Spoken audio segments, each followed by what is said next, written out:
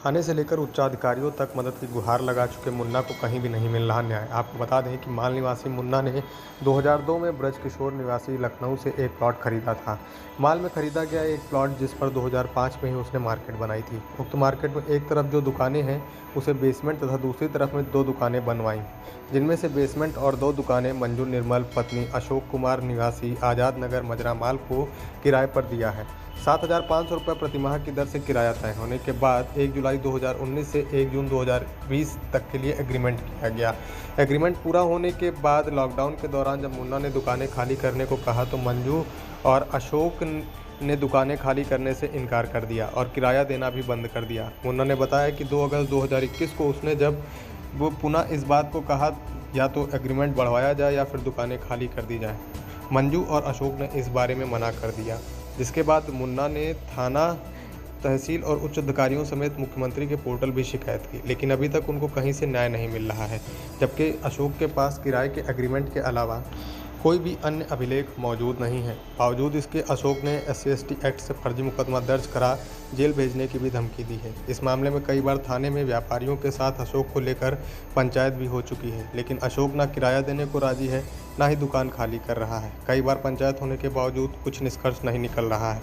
अब देखना है कि मुख्यमंत्री से लेकर उच्चाधिकारियों तक न्याय की मांग कर चुके मुन्ना को आखिर कब न्याय मिलता है। क्या नाम है आपका? मेरा नाम मुन्ना है। क्या समस्या है आपकी? स्वर्गीय सादिक मेरे पिताजी का नाम है। माल ग्राम और पोस्ट का माल का रहने वाला हूँ।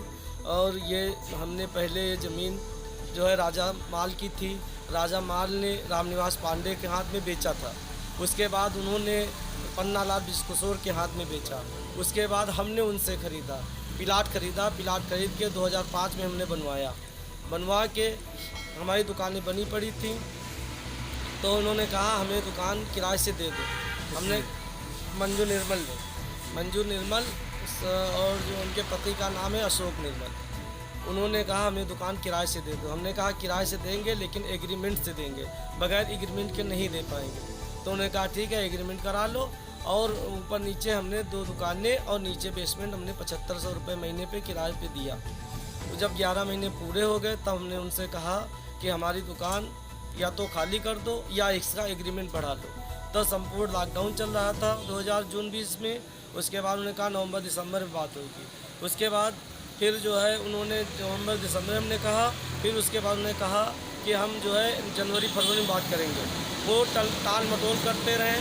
जनवरी फरवरी में हमने जब कहा तो उन्होंने कहा होली का सीज़न है, होली का सीज़न कर लेंगे उसके बाद बात होगी।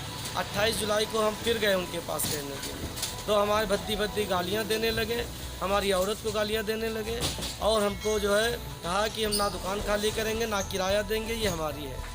हमने फिर जो है एप्लीकेशन माल थाने में दिया, फिर वहाँ से कोई सुनवाई नहीं हुई।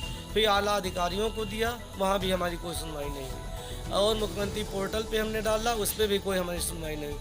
हमारी दुकान वैसे उनके कब्जे में है, ना किराया दे रहे हैं ना खाली कर रहे हैं। हम ये कब से नहीं खाली कर रहे हैं? कितने दिन हो गया? ये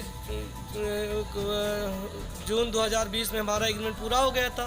और उसके बाद 28 जुलाई को हमने उनसे कहा कि खाली कर दो, तो उन्होंने कहा ना खाली करेंगे ना किराया।